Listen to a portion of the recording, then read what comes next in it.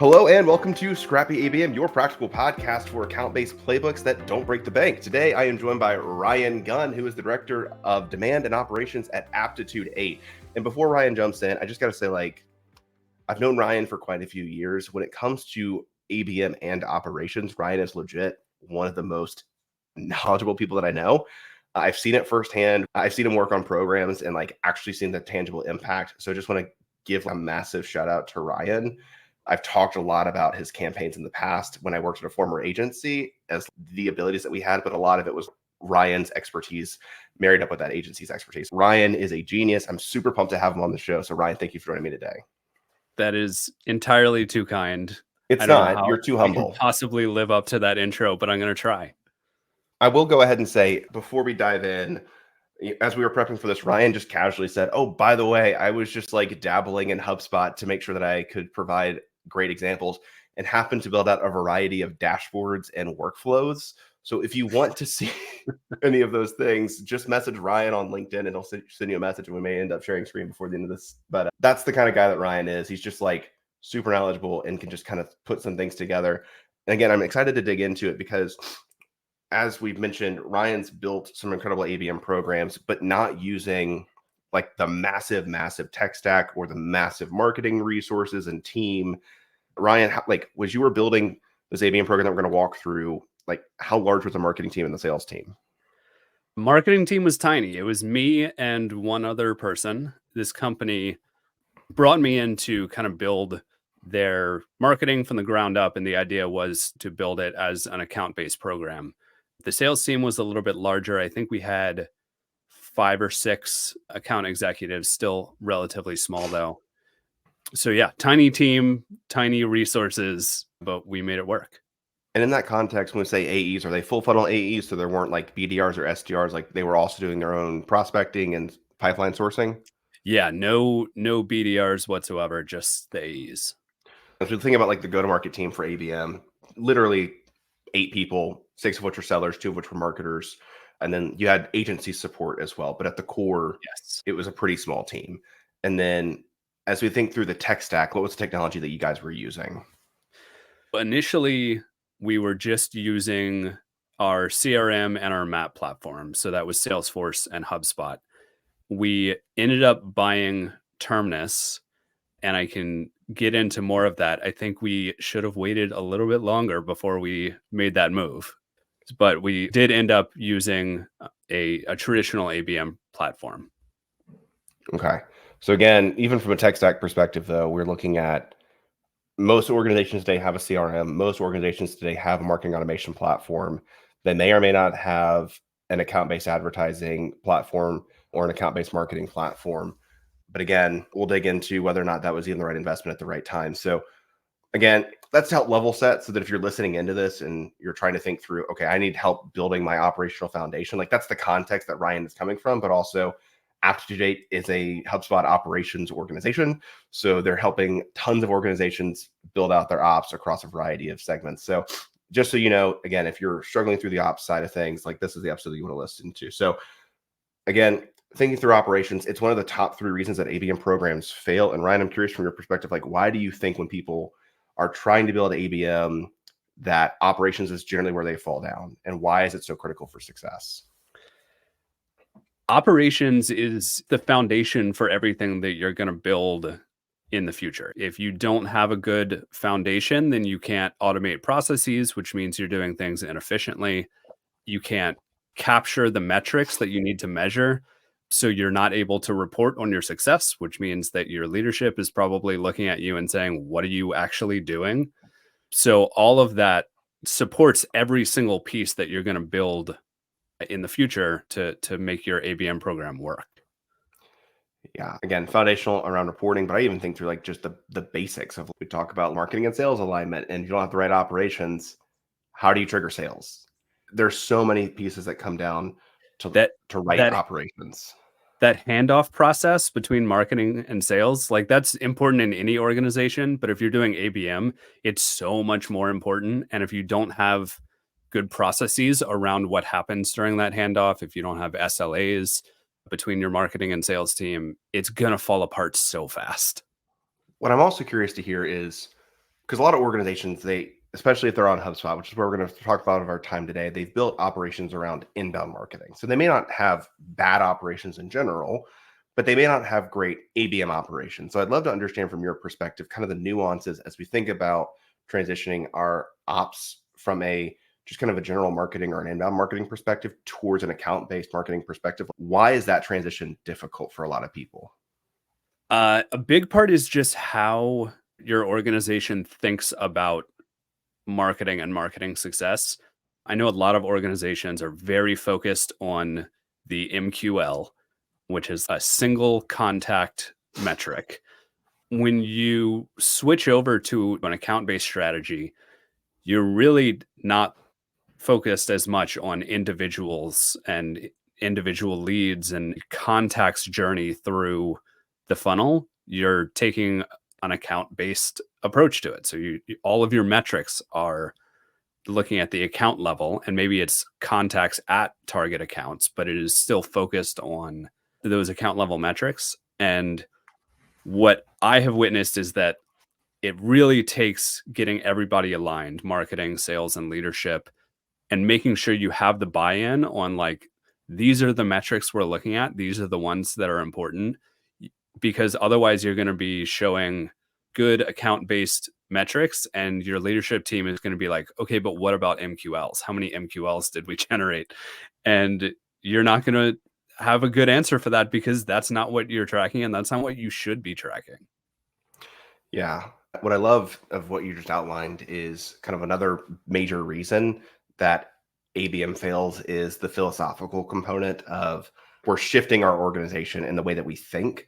And then that plays out in how you operationalize it. So recognizing if you've traditionally gone on an MQL model and you're transitioning over to where the main marketing metric of success might be like account engagement or influenced revenue or sourced revenue, those are just different metrics of success. So I love that call out.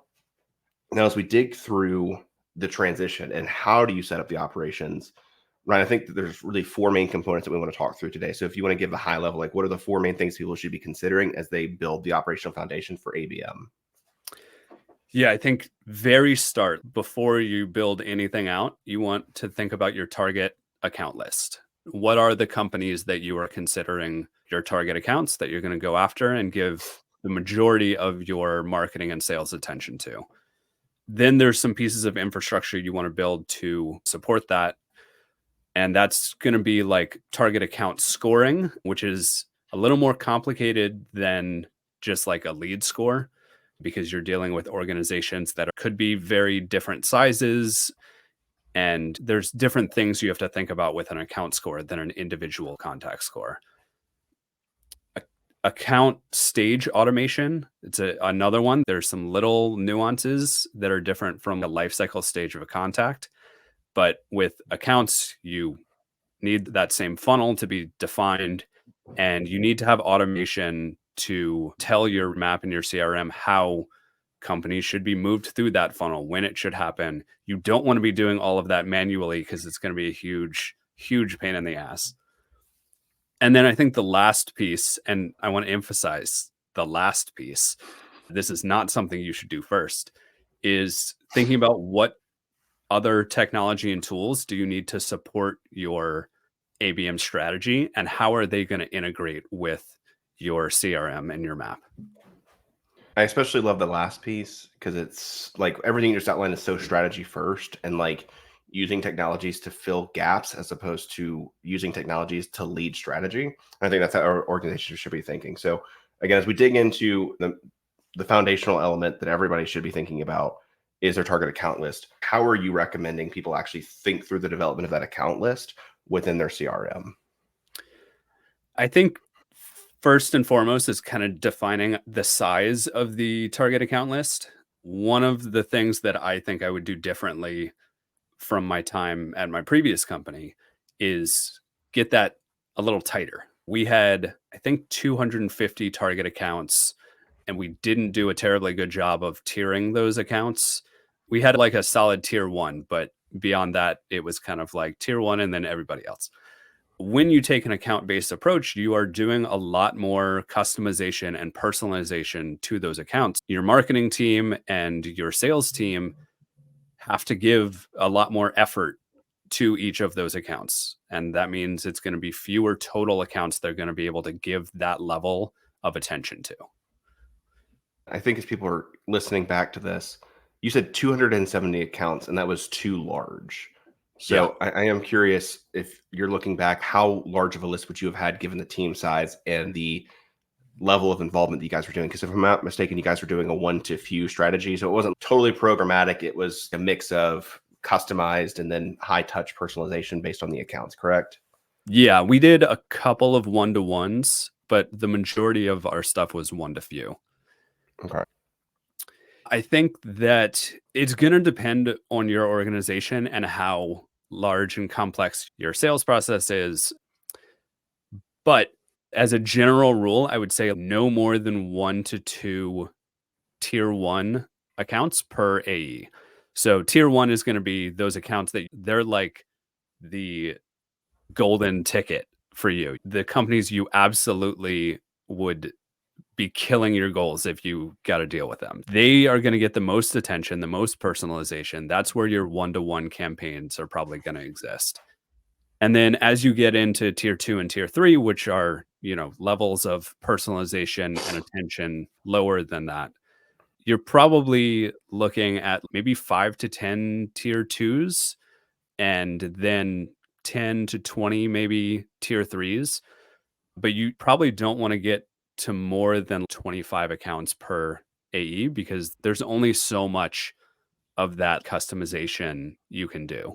And then, especially if you have a small marketing team and you're focusing on these one to one and one to few campaigns, there's only so many marketing campaigns and assets that you can reasonably run. Yeah.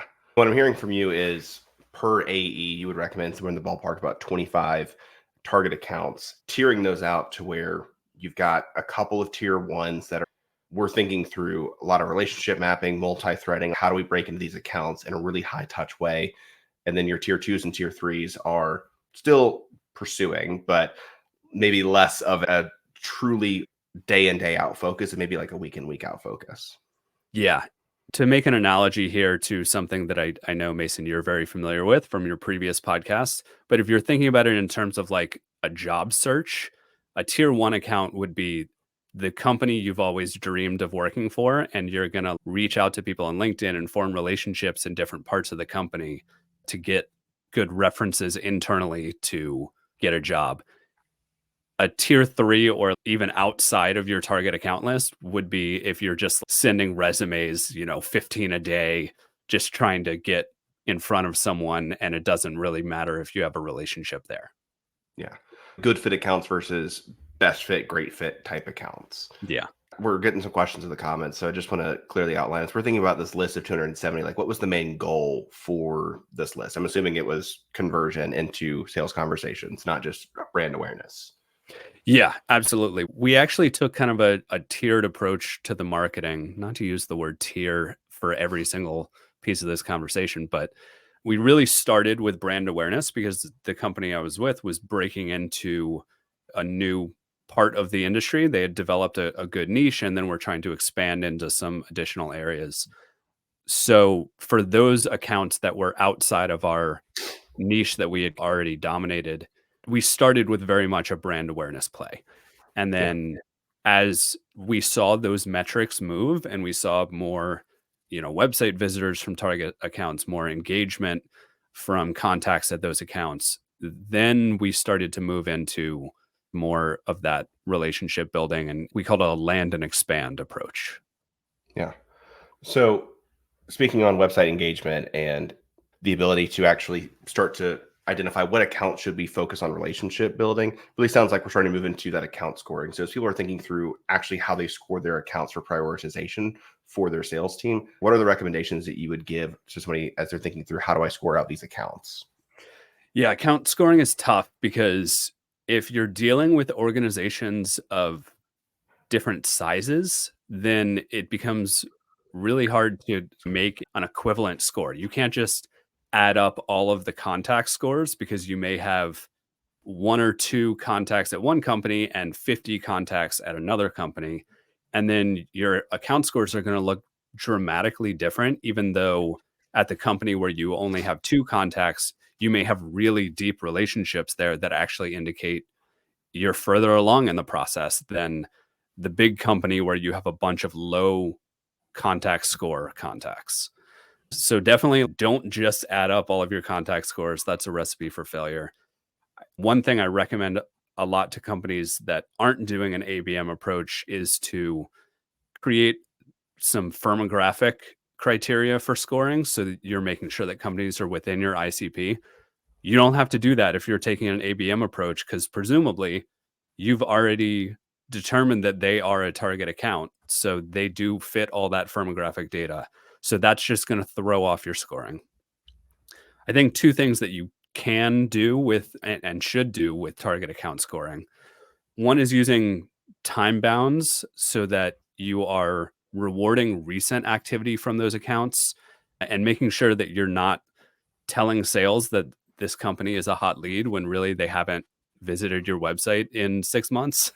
Yeah. So using different criteria at, once again, different tiers, so that you're kind of saying, okay, if they've done this many times or this recently, we're going to give them more points than if they've just done it once or if they did it 30 days ago. So that's one thing that you should do. Another is just using that score. Once you've built out the criteria, use it to actually determine who's hot for sales outreach. If you have account scores that are spiking, that's a great opportunity. If you've built it right, it should mean that there's good engagement, and that's a good opportunity for sales to reach out. I love the call out of don't just add up your contact scores and don't just focus on firmographics. I am curious on 2 questions though. As we think through account tiering, would you provide a higher score to a tier 1 versus a tier 3 and make that a blanketed score of they get 25 extra points if they're a tier 1 versus 10 if they're a tier 3? Is there any thought in the scoring from that perspective, or is it just kind of known these are tier 1 accounts and they're showing engagement? I actually think you can use an account score to determine to a degree what the tiers are. Your tier 1 may not change very much, but I don't think that account tiering should be static. I don't think that you should look at it and say, okay, this is it for now to the end of time. These are the tiers of the accounts. I think that can change as your engagement changes, as the companies interact with you and you form relationships there. So maybe you bump up a company from a tier 3 to a tier 2 because they're showing interest and engagement and they're in market. Yeah. So there should be some regular evaluation of what those tiers are, and you can use account scoring to inform that. Yeah. As I'm thinking through it just very practically, it sounds like your tier 3, if we were to make it simple for people, your tier 3 could be your one-to-many vertical specific always on ABM programs that are going after their same accounts and just trying to drive engagement, brand awareness. Your tier 2s are those tier 3 accounts that are now brand aware, that are showing engagement, that may need a touch from sales. And your tier 1 are, we just want this logo because it's the best logo. They've got great opportunity. There's a huge dollar value there.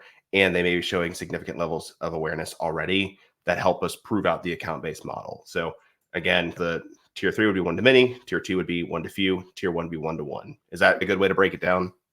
Yeah, I think so. And I see Christopher's been commenting in the comments here. I think that tier 1, in order to not exhaust the company, you may actually want to switch up those tier 1s and say, we're going to do one-to-one campaigns to this company for the next 6 months, 3 months, whatever it is. And then we're just going to give them a little bit of break. If it's not working, we'll back off, we'll reevaluate and find a different way to approach them.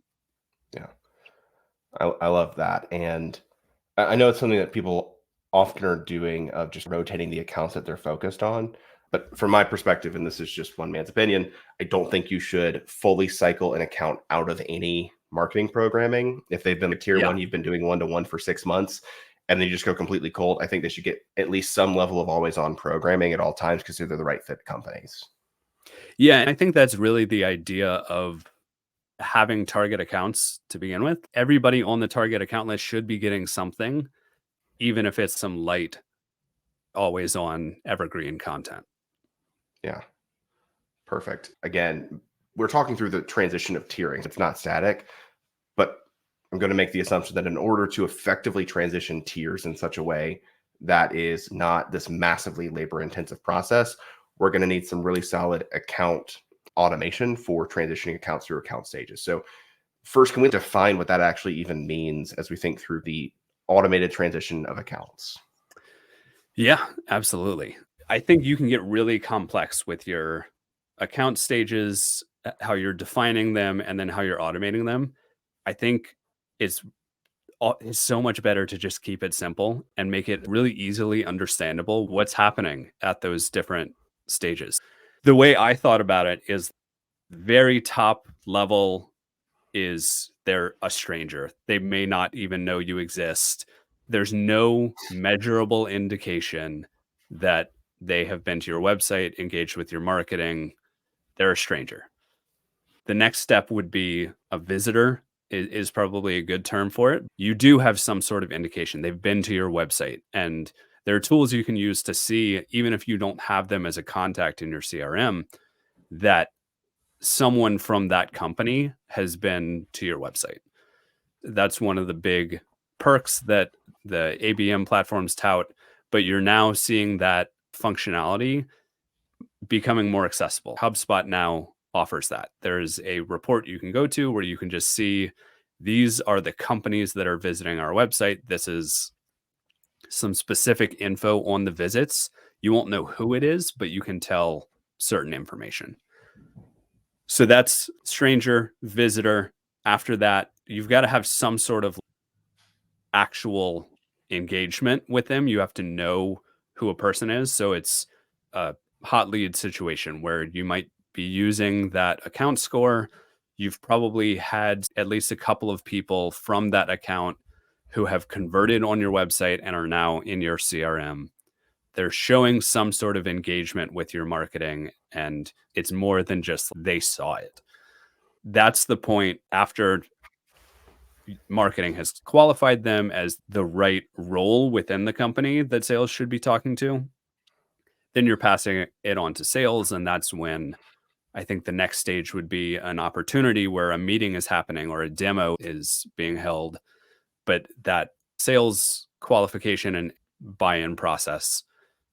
And then from there, it's customer. And hopefully, depending on your business model, you could have single time customers. And when I was doing it, we had some kind of transactional sales.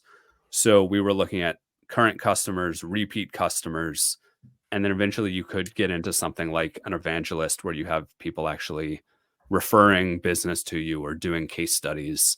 And you may want to add that into your stages as well. I love that. The simple breakdown of stranger, visitor, contact in database, engaged account, and transition over to sales, and then essentially running the sales process from there. Yeah. I'm curious, as you think about what's the value of being able to show these different account stages for your executive team, and also then as you activate marketing programs. Yeah. If you think about it like a visual report of this, at the beginning, you're probably looking at an upside down triangle where you've got the most companies up top, total strangers. You're going to have to do some awareness plays. But gradually, the widest point of the report should be moving down. Ideally, it is the reverse. It is a triangle. You have tons of customers and then like very few people that have no idea who you are. But you can adjust your strategy as you see that thickest line move down the funnel. So when we started, because we were shifting into this new segment of the industry, we did have a massive amount of total strangers at the top. We ran a bunch of awareness plays and we saw that moving down. We saw, I think it was 130 something percent increase in website traffic from target accounts, which was great. And you can literally just see that in the chart. You can see the thickest point moving. And you can adjust your strategy, your marketing strategy, as you see that happening. Yeah. It's just helpful for the executive team to be able to see, oh, we started here, and this group that is the largest number of people that we want to be engaging is continuing to become aware of us and moving into actual potential for sales conversations. That visual is just helpful, as ABM does take a bit of time to be able to show the progression of your account-based program. But I also love just the shift, and we may not need to run as much brand awareness because they're brand aware. Now we need to be talking more solution-oriented language and how we can help them solve their problems. Yeah. And something that I think is really important, these stages, it's not a one-way street. Companies can move down the funnel, they can also move back up. So when you're thinking about the automation that you're building in, make sure you're accounting for ways that companies may move backwards in the process. A company may talk to sales, in which case they would be at that opportunity level pretty close to the bottom. But maybe they talked to sales 6 months ago and they haven't had any contact since. I don't know that you can consider them still in that stage. There has to be some mechanism that moves the company back up. And an important part of this is for your marketing and how you're segmenting your campaigns. You don't want to be hitting that person with stuff that is designed for someone who is currently engaged with sales. Yeah. Or when you're thinking about how you're defining those stages and how you're automating movement between them, you need to allow for that bi-directional movement. You will absolutely see some companies that move back up the funnel, and hopefully what you're not seeing is the widest band getting wider at the top. Yeah. But if it is No, happening, you want to know that. exactly. It sounds like there's just clear gates that you want to develop of when the people in this organization do X action, they are qualified to move to the next stage. Or if 60 days has passed and they haven't had any engagement with sales, we want to bump them back up. Yeah, absolutely. I love it. Okay. I know we're up on time, but just to round us out, as we're thinking through the integration of new tools, you've built out this program in HubSpot or Salesforce. How do you first think through what are the gaps that we experience before you go to buy new tools? As we alluded to at the beginning, I think technology is there to support and scale your ABM strategy. It's not there to define your strategy. One thing that I would definitely do differently if I were to create an ABM program from scratch is I wouldn't jump straight into Terminus. We adopted Terminus really early. I think we could have built out a really good strategy with the tools that we already had, and maybe just like layer on some LinkedIn or Facebook or Google ads on top of that, instead of paying for this really expensive platform that we did end up getting a lot of utility out of, but we could have done it ourselves, and then reallocated that budget to more advertising, more creative content creation.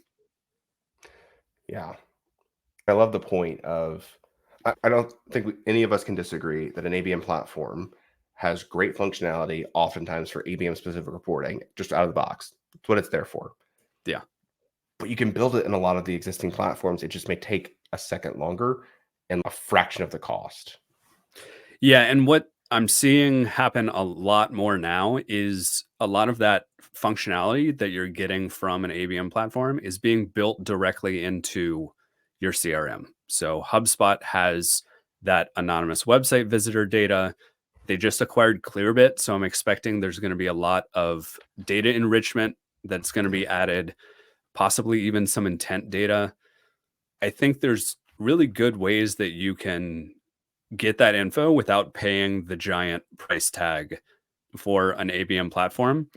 And then at some point, hopefully you're reaching a stage where you're really stretching the limits of what you already have. And that's the time to look into an ABM platform to help scale you to the next level. Yeah, I couldn't agree more. All right, Ryan, final parting word. If somebody's thinking about building an ABM platform, what's one other thing you would just offer them as you have to think through this as the starting point to think through? I think number one thing for sure, this is the first thing you should do before you even define your target account list. Get your whole go-to-market organization on board with an account-based strategy. We're calling it account-based marketing, but it's really account-based go-to-market, because your leadership team needs to be bought in. They need to agree that this is a good way to approach it and to measure it. Your sales team needs to be bought in, because if you're passing them a bunch of leads, but they're focused on non-target accounts and not giving your target accounts the time and attention they need, it's going to fail. Sales is going to be unhappy with you. You're going to be unhappy with sales. The alignment's going to be totally out of whack.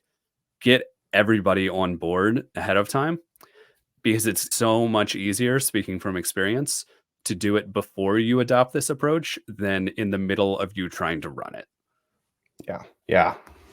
I couldn't agree more. We've got some questions in the comments that Ryan and I will follow up async, but if you've got any questions, feel free to reach out to Ryan over LinkedIn. Ryan, is there anywhere else you'd like to point people? LinkedIn is always the best place to reach me. I'm on there entirely too much. I also have a newsletter.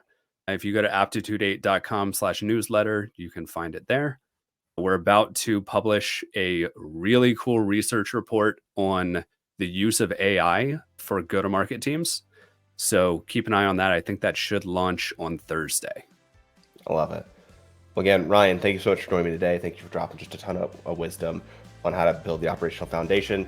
Go sign up for the newsletter at aptitude8.com. And this has been Scrappy ABM. We hope you all enjoyed. Thanks.